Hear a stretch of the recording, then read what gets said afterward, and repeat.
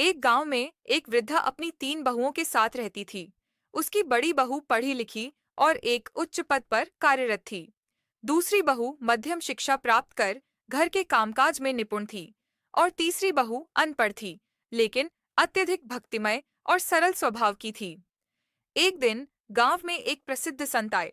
वृद्धा ने संत से निवेदन किया, कृपा कर हमारे घर भोजन ग्रहण करें। संत ने वृद्धा का निमंत्रण स्वीकार कर लिया। अगले दिन जब संत भोजन के लिए आए, वृद्धा ने अपनी पहली बहू को भोजन बनाने का आदेश दिया। बड़ी बहू ने बड़े सलीके से और आधुनिक तरीके से भोजन तैयार किया।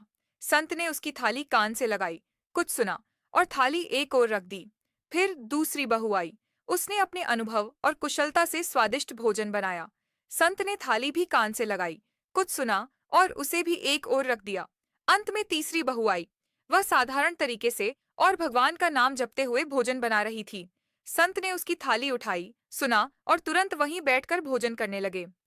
यह देख वृद्धा हैरान हो गई। संत मुस्कुराए और बोले, पहली बहू की थाली से मुझे चिंता और अहंकार की ध्वनि सुनाई दी। दूसरी बहू की थाली से काम और क्रोध की, लेकिन तीसरी बहू की थाली से राम नाम और भक्ति की पवित्र ध्वनि आई। भोजन केवल शुद्ध बर्तनों से नहीं, शुद्ध मन और भावना से शुद्ध होता है।